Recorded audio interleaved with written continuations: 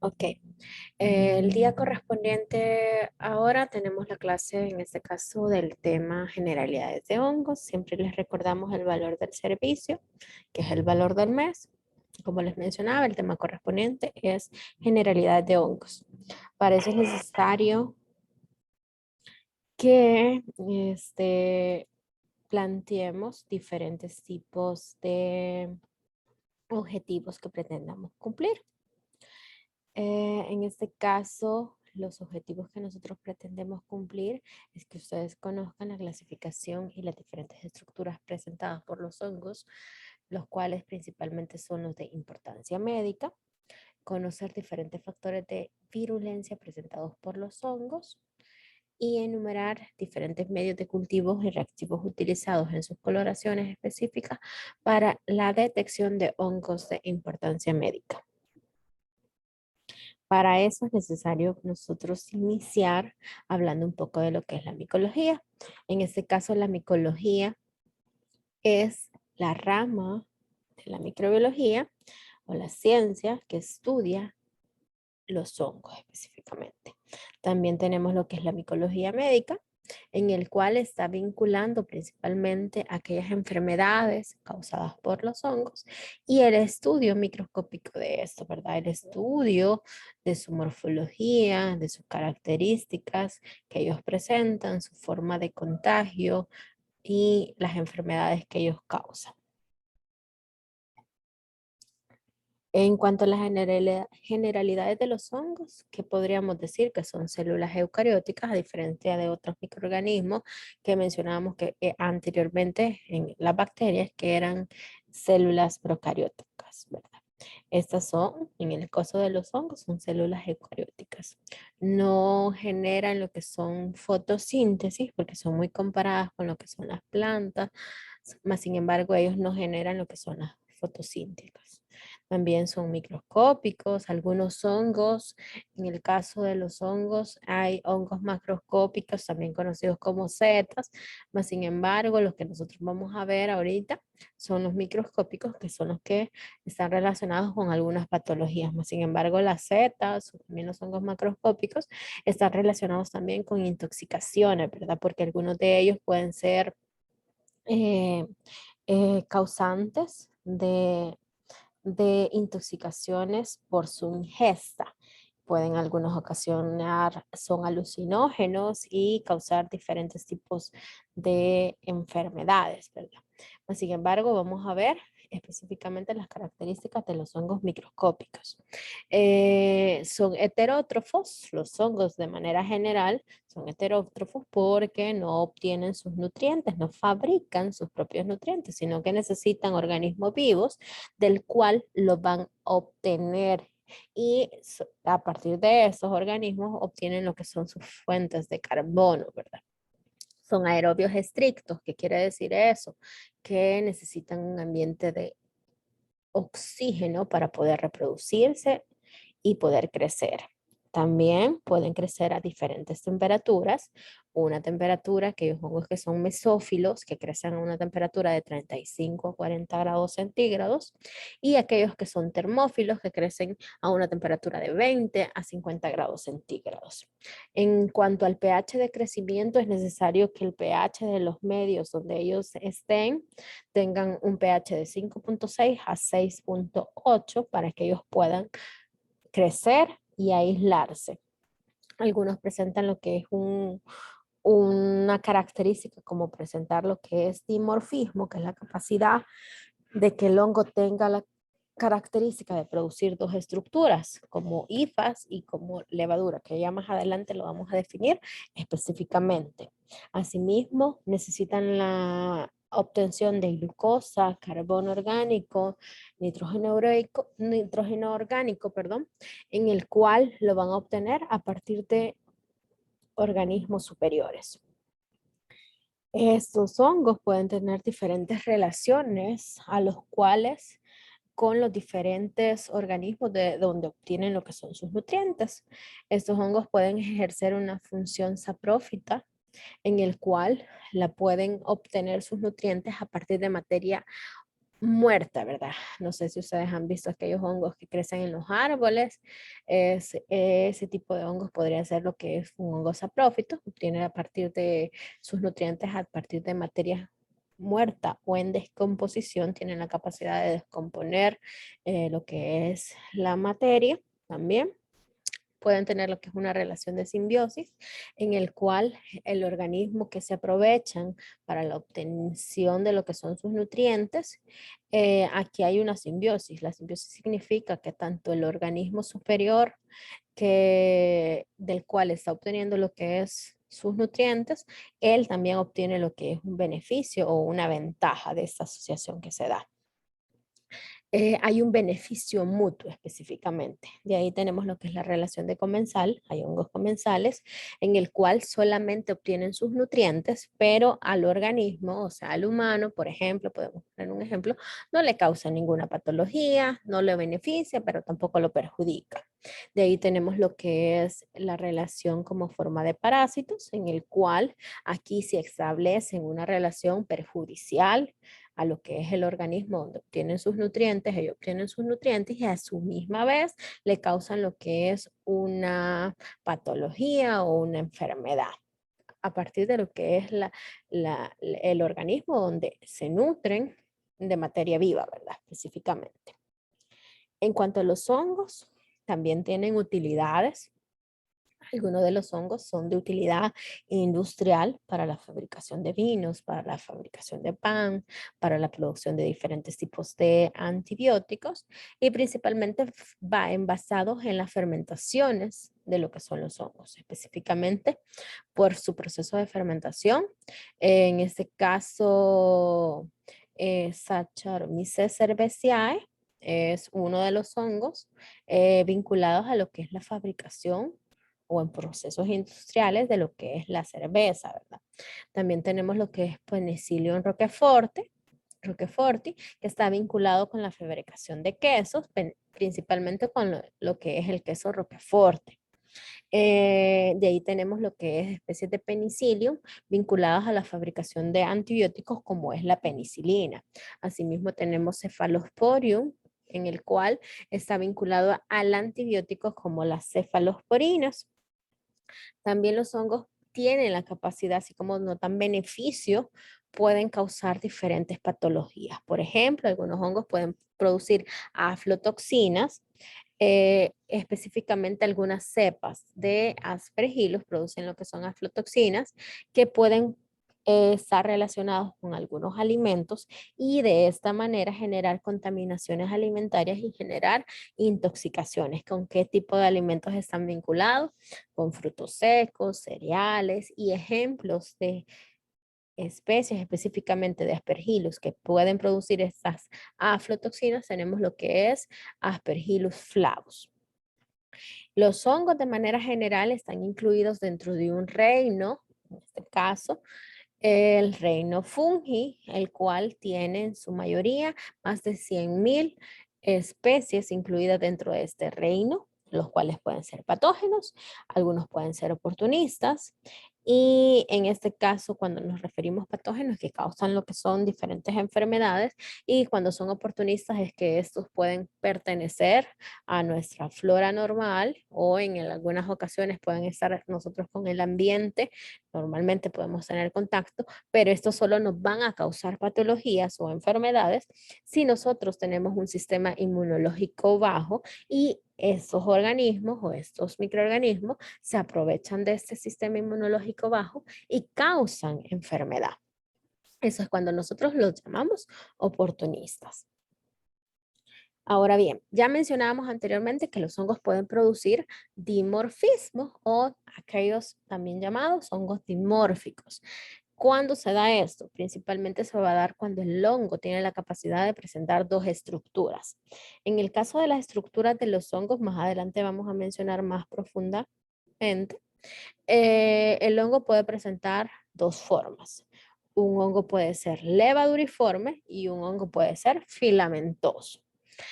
¿Cuándo es levaduriforme? Cuando su unidad estructural de formación es una levadura. ¿Qué características tienen estos crecimientos levaduriformes? Son muy similares a las bacterias. tienen crecimiento en forma de colonias cremosas, similares a lo que son las bacterias, lisas, y eso es lo que nosotros conocemos como levaduriforme. ¿Cuál es la diferencia de los hongos filamentosos? Es que su unidad estructural aquí es un filamento, también conocido como hifa. Esta hifa da origen a cultivos que son algodonosos. Estos hongos filamentosos son también llamados como los mohos, y estos hongos dan cultivos filamentosos, algodonosos, polvosos, en los cuales estructuralmente, macroscópicamente, nosotros los podemos diferenciar. Eso ya lo vamos a ver más adelante. Pero para eso es necesario que nosotros podamos comprender qué es un dimorfismo. ¿Qué va a significar que un hongo sea dimórfico? Es que aquel hongo va a tener la capacidad de producir esas dos estructuras que producen los hongos, tanto ser filamentoso como ser levaduriforme, pero bajo ciertas condiciones, o en este caso está específicamente la condición que va a ser importante aquí, va a ser la temperatura. Un hongo dimórfico significa que va a poder producir su fase filamentosa, o sea, su fase de hifa, a una temperatura por debajo de los 37 grados centígrados, como lo dice aquí, o también conocida como temperatura ambiente, dentro de 20 a 25 grados centígrados. En esa fase, el hongo va a producir su estado filamentoso como conidias y como hifas. Sin embargo, si nosotros sembramos esa muestra proveniente de lo que es ese hongo, pero a una temperatura mayor a la de 37 o 37 grados centígrados, este hongo va a tener la capacidad de reproducirse, producir su estado levaduriforme, donde nos va a dar levaduras específicamente. Por lo tanto, el cultivo que nosotros vamos a obtener es aquel cultivo cremoso, ¿verdad? Y las estructuras que microscópicamente nosotros vamos a observar van a ser levaduras. ¿Qué característica tiene esto? Es que normalmente esta fase la va a dar cuando se encuentre en el huésped, y la fase filamentosa cuando nosotros sembremos esa muestra proveniente de lo que es el huésped y la sembremos a una temperatura ambiente. Entonces nos va a dar dos tipos de estructura. Normalmente tiene la capacidad de invadir tejidos en huésped y va a dar este tipo de estructura, porque acuérdense que la temperatura corporal, ¿a qué temperatura es? 37 grados centígrados, ¿verdad?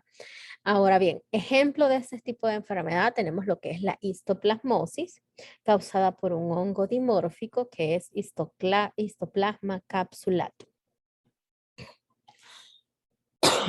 Ahora bien, en cuanto a su estructura, ya mencionábamos que el hongo puede presentar diferentes morfologías, ¿verdad? Como hifa o como levadura. En el caso de los hongos, tanto las hifas como las levaduras van a presentar esta misma estructura. Puede presentar cápsula, algunos hongos pueden presentar cápsula, en la cual va a estar formada principalmente por carbohidratos. Pared celular, eso sí, lo va a presentar todos los hongos, y la pared celular es una de las características principales de lo que es el hongo, la cual tiene la característica de ser rígida, principalmente porque su componente que le da esa rigidez es la quitina. Ese es el componente, uno de los componentes que forma lo que es la pared celular. A su misma vez, también está formado por glucopéptidos y manoproteínas. Estos en conjunto le dan una flexibilidad, una ligera flexibilidad a esta pared celular. También tiene lo que es la membrana plasmática, en la cual va a estar vinculada principalmente y formada por un componente principal que es el ergosterol.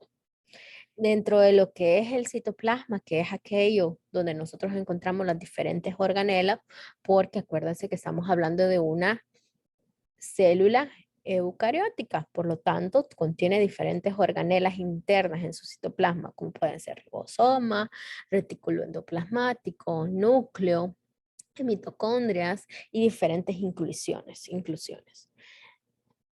Dentro de los factores de virulencia que presentan lo que son los hongos, tenemos diferentes, como Cryptococcus neoformans, presenta lo que es la cápsula, es un factor de virulencia. Cuando nosotros hablamos de factores de virulencia, estamos refiriéndonos a específicamente a factores que le van a aumentar su capacidad de ser patógenos, que los va a hacer más patógenas. Ejemplo de ellos tenemos lo que es la cápsula, la cual está formada principalmente de un mucopolisacárido, que la efectividad de eso que le permite evadir un ataque generado por el sistema inmune. Entonces es una defensa frente a estos ataques que pueden dar lo que es el sistema inmunitario, y es capaz de evadir por esta cápsula el sistema inmunitario, que le permite reproducirse internamente y causar más graves patologías o enfermedades. Asimismo, algunos hongos pueden producir lo que son proteasas, elastasas, catalasas, hemolicinas, las cuales actúan en estados posteriores de lo que es la interacción de lo que es el microorganismo, ya cuando ha penetrado lo que es el organismo y dentro internamente evita lo que son también respuestas inmunológicas. También tenemos lo que es un ejemplo de esto, lo que es coccidioides immitis, en el cual tiene la capacidad de destruir inmunoglobulinas. Cuando yo hablo de inmunoglobulinas, son anticuerpos producidos en generación a una respuesta inmune. Estos anticuerpos o inmunoglobulinas están producidos directamente para eliminar lo que es el microorganismo. Más sin embargo, si este microorganismo como es coccidioides immitus tiene la capacidad de destruirlas, por lo tanto va a evitar de esta forma un tipo de acción del sistema inmunológico. Así tenemos lo que es Aspergillus niger, la cual tiene la capacidad de invasión, poder invadir fácilmente células blanco a las cuales va a afectar. Asimismo, está otro factor de virulencia como es la producción de melanina. La melanina es producida por hongos patógenos, que le va a dar la característica de algunos hongos de poder ser, de presentar un pigmento, mejor dicho. Entonces, esta producción de melanina por hongos patógenos está muy relacionado con las complicaciones de las enfermedades que se dan.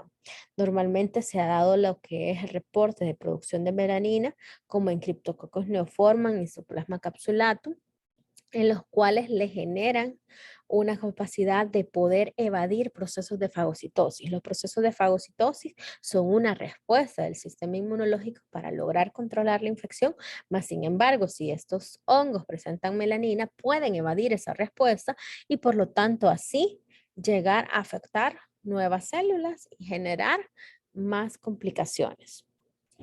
Ahora bien, ya mencionábamos anteriormente que los hongos presentan diferentes estructuras. Dentro de esas estructuras que presentan, tiene una, en este caso, las cifas específicamente. Estas cifas van a ser producidas por hongos filamentosos. Estos hongos están formados por elementos multicelulares y su unidad funcional va a ser la hifa o filamento. Esta estructura que ustedes ven como verde, filamento verde, esa es la hifa. Cuando la hifa está unido con múltiples filamentos o múltiples hifas, eso es lo que nosotros vamos a denominar como micelio. El conjunto de hifas o el conjunto de filamentos es lo que nosotros denominamos micelio. Asimismo, esos crecen, en este caso, por un proceso denominado de extensión apical. ¿Qué significa eso? Que este fragmento de lo que es la hifa se va alargando, se va extendiendo a generar un alargamiento de lo que es esta hifa o este filamento, y va generando asimismo lo que es la producción de diferentes filamentos que en conjunto nosotros vamos a denominar micelio. Ahora bien, estas hifas, por su origen, se pueden clasificar en dos. Aquellas también conocidas como hifas verdaderas o pseudohifas. Las hifas verdaderas van a ser aquellas propias de los hongos filamentosos o también llamados como mohos. Estas se forman principalmente por la germinación de un conidio o una espora. En cambio, las pseudohifas, estas son producidas por aquellos hongos levaduriformes, en los cuales a través de brotes de lo que son las levaduras, como ustedes pueden ver aquí, se van generando diferentes brotes que pueden simular lo que es como una cadena que va a simular, pero no es una hifa. Entonces, por eso dice el nombre de pseudohifas. La característica de esta es que se forma a partir de gemaciones o brotes, como yo les menciono, también conocido como blastos conidios. Estos no se desprenden de la célula original y sufren algunos de ellos elongaciones, alargamientos para dar un origen a una estructura muy similar a hifas verdaderas, pero no es. ¿Cuál va a ser la diferencia principalmente? Es que una hifa verdadera, su cultivo lo vamos a ver filamentoso, ¿verdad? Algodonoso. En el caso de las pseudohifas, si nosotros observamos microscópicamente pseudohifas, macroscópicamente el cultivo, nosotros vamos a ver un cultivo cremoso. Esa es la diferencia.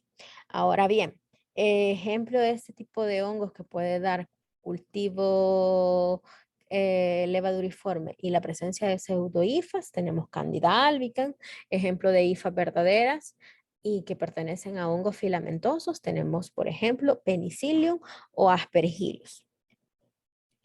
En base a su función, las hifas, como ustedes recuerdan anteriormente yo les mencionaba, forman lo que es el micelio y el micelio puede tener dos funciones, ser micelio de tipo reproductivo o ser micelio de función de nutrición. Y para eso tenemos dos tipos de micelio, el micelio vegetativo o el micelio reproductivo o aéreo.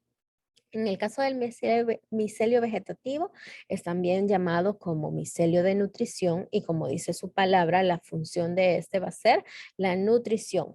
Va a encargarse de nutrirse y obtener los diferentes nutrientes obtenidos. En este caso vamos a simular lo que es un medio. Esta cajita amarilla que ustedes ven es como un bloque de agar en el cual el micelio vegetativo va a estar inmerso de manera interna directamente con lo que es los nutrientes, donde estas hifas vegetativas van a obtener sus nutrientes específicamente. Característica de este micelio es que va a estar dentro, penetrado dentro de lo que es el agar, a diferencia del micelio reproductivo, el cual va a estar de manera externa y por eso también se denomina micelio aéreo, porque se encuentra de manera externa y va a estar formada por hifas reproductivas que la función de ese, como dice su palabra, va a ser reproducirse, multiplicarse y generar lo que es el crecimiento de este microorganismo. ¿Vamos bien hasta aquí? No sé si tienen dudas.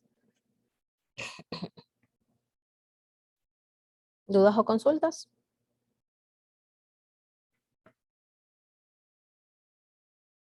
Creo que estamos bien por el momento, Liz. Ok, ninguna.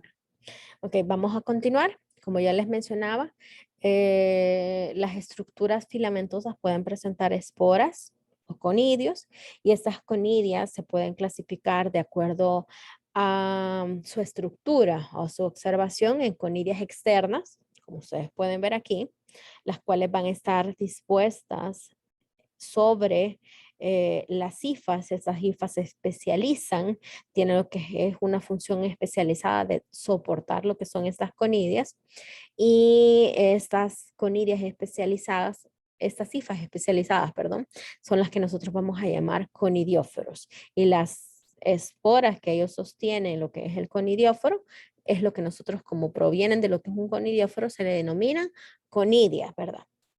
Asimismo, tenemos aquellas conidias o esporas que están de moda de forma interna, recubiertas de una membrana llamada esporangio y por lo tanto estas esporas internas son también llamadas como endosporas, son esporas endógenas dentro de lo que es el esporangio de esta membrana y porque están recubiertas de esta membrana llamada esporangio es conocido también como esporangiosporas. ¿Sí? Y si son provenientes en este caso, de un esporangio, de una esporangiospora, esta hifa especializada que la soporta, lo que es este esporangio, la mantiene, es lo que nosotros conocemos como esporangiosforo, o sea, la conidia especializada que sostiene esas conidias, esas esporas, perdón, internas. Por su morfología, ya mencionábamos anteriormente que los hongos pueden ser filamentosos o pueden ser levaduriformes. Normalmente los filamentosos son multicelulares y los levaduriformes son unicelulares. Característica de los filamentosos es que su unidad estructural va a ser la hifa, ese filamento alargado, y en el caso de los unicelulares o levaduriformes, la unidad estructural aquí va a ser la levadura, como ustedes pueden ver aquí. Se forman en este caso colonias cremosas similares a las bacterias, como les mencionaba anteriormente, principalmente en lo que son los cultivos de levaduriformes. En el caso de los medios de cultivo generados por hongos filamentosos, las colonias son filamentosas, circulares, algodonosas, como ya vamos a ver más adelante en algunas imágenes. Ahora bien, vamos a hablar un poco sobre lo que son las levaduras. En este caso, las levaduras son hongos que crecen por medio de lo que es la gemación, que es un tipo de reproducción asexual, en los cuales las levaduras se forman por brotes, específicamente la gema producida, en las cuales estas se pueden soltar, ¿verdad? Si estas células ovoides que se generan por las células originales pueden ser globosas, ovoides, cilíndricas, en algunas ocasiones pueden ser como elongadas o alargadas, y en algunas ocasiones estos brotes generados, estas gemaciones generadas no se logran separar de lo que es la célula original y generan lo que son cadenas alargadas de estos brotes que generan la similitud como de una hifa, y es a lo que nosotros denominamos como pseudohifas. Las levaduras no pueden identificarse solamente por sus características morfológicas, sino que es necesario la utilización de diferentes pruebas bioquímicas para la identificación de la especie del microorganismo aislado. También en el caso de las hifas, aquellas que producen pigmento y no producen pigmento se pueden diferenciar. Y para eso nosotros tenemos lo que es el micelio hialino, producido por hifas hialinas, que son aquellas que carecen de pigmento. Ejemplo de esos microorganismos, tenemos lo que es especies de Aspergillus y especies de Penicillium.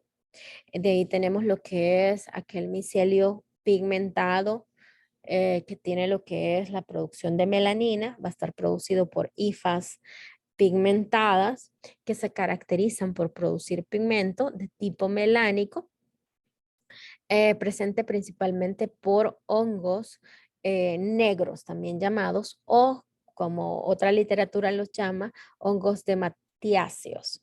Estos hongos de matiáceos son los aquellos que producen pigmentos. Ejemplo de estos hongos negros tenemos cromoblastomicosis, que es la enfermedad, y el hongo que produce esta enfermedad es, uno de ellos es Fonsecae pedrozoi, que es un hongo oscuro, ¿verdad? Que produce lo que son hifas con pigmento. El pigmento normalmente tiene lo que es una tonalidad como café oscuro, y no es necesario la observación de estas estructuras con un reactivo para poder identificarlas, a diferencia de las hifas hialinas que sí se ven como hifas transparentes, ¿verdad? En esas sí es necesario la utilización de diferentes reactivos para su mejor identificación. Ahora bien, las cifras también se pueden dividir o clasificar según si presentan divisiones. A esas divisiones que estos presentan es lo que nosotros vamos a denominar como septo, y para eso nosotros podemos conocer un micelio septado y un micelio cenocítico. ¿Cuál va a ser la diferencia de los dos? En el caso del micelio septado va a ser aquellos hifas o formado por hifas que presentan divisiones, como pueden ver aquí. Estos filamentos presentan una serie de divisiones, que es a lo que nosotros conocemos como septos, y por eso nosotros este conjunto de filamentos con divisiones lo denominamos micelio septado. Aquel micelio cenocítico, ¿cuál va a ser la diferencia? Está formado también por filamentos, pero estos filamentos no tienen divisiones, y es a eso lo que nosotros conocemos como hifa cenocítica, y el conjunto de estas hifas cenocíticas nosotros lo denominamos micelio cenocítico, que no presenta septo o no presenta divisiones en comparación del ciseptado. Ahora bien, los hongos se pueden reproducir por diferentes formas. Puede ser de forma sexual o de forma asexual. Aquellos hongos que se reproducen de forma sexual, también llamados hongos telomórficos, o su fase de reproducción sexuada, fase telomórfica, o aquellos hongos que se reproducen por fases asexuales o fases anamórficas, que ya más adelante lo vamos a profundizar. Asimismo, existen hongos en los cuales presentan ambos tipos de reproducción, tanto sexuales como asexuales. A estos hongos se denominan holomórficos, que más adelante está para que ustedes vean cómo se escribe, o también conocidos como hongos completos, porque presentan ambos tipos de reproducción. Existen células, en este caso del tipo de reproducción sexual, que es uno de lo que nosotros vamos a hablar. Existen células y órganos sexuales de manera diferenciada, y aquí sí existe lo que es fusión de núcleos de ambas células que se están multiplicando o se están reproduciendo. Por tanto, va a existir, como hay fusión de núcleos, existe lo que es un intercambio de material genético. En el caso de las conidias, existen diferentes tipos de conidias. Aquí tenemos conidias externas, conidias internas, que ya mencionábamos anteriormente. También por su tamaño hay conidias que son macroconidias, como estas de Fusarium, que también presentan microconidias, que son conidios más pequeños, ¿verdad? En cuanto a la reproducción asexual, es la fase anamórfica que yo les mencionaba anteriormente. Es la principal tipo de reproducción que tiene lo que son los hongos. Las esporas aquí se convierten en células especializadas. Aquí específicamente generan lo que es este tipo de reproducción. Y aquellos hongos que presentan ambos tipos de reproducción son los llamados también como holomórficos que les mencionaba. Los hongos holomórficos son los que presentan tanto reproducción sexual como reproducción asexual. En el caso de la reproducción asexual, un ejemplo tenemos lo que son las esporas endógenas o esporas internas, formadas por las esporangios. Ejemplo de ellos tenemos las esporangiosporas, o también conocidas como endosporas. También mismo se pueden producir en el tipo de reproducción asexual, esporas exógenas, también formadas por hifas especializadas, a las cuales vamos a denominar conidios, que ya les mencionaba yo anteriormente.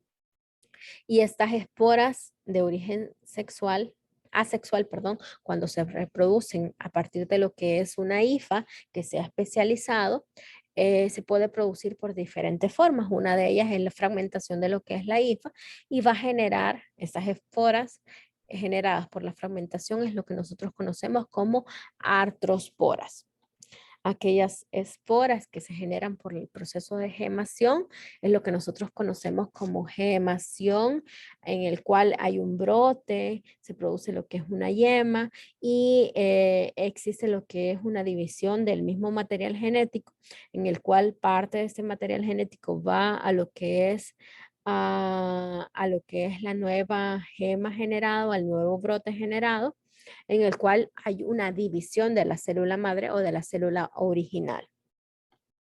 En el caso de la reproducción sexual, las esporas sexuales se forman por lo que es una fusión de núcleos. Se da principalmente por el tipo de reproducción de meiosis, forman lo que son meiosporas. Hay una fusión de citoplasma, hay fusión de núcleos entre dos células específicamente compatibles. Ahí hablábamos un poco sobre lo que es la reproducción. También los hongos se pueden clasificar si estos hongos son internos o si son externos, según el tipo de patología, ¿verdad?, que pueden causar. Si los hongos son internos, son aquellos que se van a encontrar de manera normal en mucosas o en tegumentos, por ejemplo, aquellos que pertenecen a la microbiota normal del cuerpo humano, como por ejemplo tenemos la cándida, y solo pueden causar patologías en procesos específicos o en casos específicos, como pueden ser procesos de inmunosupresión, procesos de enfermedades crónicas como diabetes, o aquellas personas que tengan constante tratamiento con antibióticos, ¿verdad? Entonces se aprovechan de estas condiciones y generan procesos oportunistas. Normalmente Cándida puede ser un organismo o un hongo oportunista que se aprovecha de estos ciertos factores que permiten que se vuelva patógeno. De ahí tenemos los hongos exógenos que vienen de origen externo, fuera de lo que es el humano o fuera de lo que son los animales, pueden provenir de los mismos animales porque existen enfermedades propuestas o producidas por animales, como la zoonosis, en las cuales hongos que afectan animales pueden generar patologías en humanos. Estos hongos tienen la característica de ser parásitos obligatorios, como pueden ser los dermatofitos, que estos dermatofitos son un tipo de hongos que afectan a nivel superficial, que causan tiña de piel, tiña de pie, tiña de cabeza. Otros pueden generar lo que son procesos saprófitos, como puede ser aspergillus, que normalmente nosotros podemos tener contacto con él en el ambiente, más sin embargo, en procesos inmunosupresivos también proviene de lo que es el ambiente y puede causar enfermedades. En casos excepcionales se convierten en patógenos, ¿verdad? Algunas levaduras constituyen lo que es un grupo de microorganismos oportunistas o patógenos facultativos provenientes de estos medios o hongos exógenos, ¿verdad? Más que todo, la mayoría de hongos exógenos, en su mayoría va a penetrar o entrar a lo que es el organismo por vía aérea a través de lo que es la inhalación de estos hongos o a través de vía cutánea. Normalmente, de acuerdo a la vía que entra a lo que es el organismo, podemos distinguir diferentes enfermedades causadas por los hongos, en los cuales aquellos que afectan vía aérea normalmente son microorganismos que generan patologías sistémicas, que entran por vía respiratoria y a través de eso generan lo que es la migración a otros órganos y generan lo que son micosis sistémicas, porque las micosis son las enfermedades producidas por los hongos. Y aquellos que afectan a nivel cutáneo pueden entrar por contacto directo con lo que es la piel. Ejemplo de ellos tenemos lo que son las tiñas, que afectan nada más lo que es la dermis, piel y sus anexos como cabello, uñas, o aquellos que pueden entrar por vía cutánea siempre, pero a través de heridas y ya aquí afectan un poquito más, además de lo que es la dermis, y afectan tejido subcutáneo, ¿verdad? Aquí tenemos aquellas micosis que afectan en este caso subcutáneas, como por ejemplo lo que es esporotricosis, que es un tipo de enfermedad subcutánea. Y aquí tenemos un ejemplo de forma de infección por inhalación, ¿verdad? Afecta principalmente a las vías respiratorias, afecta pulmones y a partir de eso se puede diseminar y causar enfermedades sistémicas. Ahora bien, en cuanto al diagnóstico, es necesario la observación microscópica de estos hongos mediante el examen directo, con lo que es una sustancia o un reactivo. También se puede utilizar lo que es el KOH. Característica del KOH es que es una solución degradante de queratina, disuelve lo que es la queratina y permite la observación de estructuras micóticas contenidas en muestras queratinizadas. Ejemplo de muestras queratinizadas tenemos lo que es escamas de piel, uñas, polvo de uñas, el pelo y ese tipo de muestras nosotros podemos colocarle lo que es hidróxido de potasio, que significa KOH, ¿verdad? Este KOH puede ser en diferentes concentraciones, las más utilizadas es el 20%, que me permite detectar estructuras o elementos fúngicos mediante la observación microscópica de ellos. Y aquí tenemos una imagen de unas levaduras observadas a través de lo que es un examen directo. También podemos hacer un diagnóstico por medio de cultivos. En el caso de los medios de cultivos tenemos una gran variedad. Los más conocidos sería el agar saburao, el agar micocel, en el cual el agar saburao es un medio que contiene glucosa, peptona como nutrientes, en el cual permiten el aislamiento de muestras biológicas que normalmente no contengan flora bacteriana asociada. ¿Por qué? Porque esta flora bacteriana asociada puede interferir fácilmente como contaminación y interferir en lo que es el aislamiento de los hongos. Normalmente ese tipo de medios no se utiliza en muestras que tengan flora bacteriana eh, incluida porque puede interferir en lo que es el aislamiento, debido a que no contiene ningún antibiótico que la pueda inhibir. Normalmente la temperatura de crecimiento de los hongos de manera in vitro, o sea, en este caso en laboratorio, es a temperatura ambiente, ¿verdad? A temperatura de 25 a 28 grados centígrados. Asimismo, tenemos otro medio como el micocel, el cual este sí contiene diferentes tipos de antibióticos que lo van a hacer de manera más selectiva. Van a inhibir el crecimiento de algunos tipos de microorganismos. Ejemplo de antibióticos que contiene lo que es la cicloheximina, eh, el cual tiene la función de inhibir algunos hongos saprófitos que pueden ser contaminantes. Y también tiene lo que es el cloranfenicol que se agrega a lo que es este medio porque inhibe principalmente las bacterias que pueden estar de acompañantes en algunas muestras biológicas provenientes de flora bacteriana asociada a esta muestra, ¿verdad? Entonces va a inhibir el cloranfenicol a bacterias tanto gram positivas como gram negativas. El crecimiento de lo que son los medios de cultivo, como yo ya les mencionaba, generalmente se dejan a temperatura ambiente. Mas, sin embargo, existen hongos que sí crecen y existe la necesidad de cultivarse a 37 grados centígrados, ¿verdad? Pero en su mayoría, la mayoría de ellos crecen a temperatura ambiente. Características de las colonias, ¿verdad?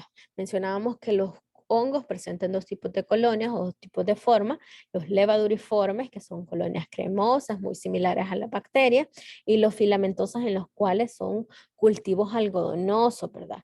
Cuando yo me refiero a que un cultivo es algodonoso, ese cultivo como filamento que ustedes ven, ese es el cultivo específicamente de estos hongos, también llamados como mohos.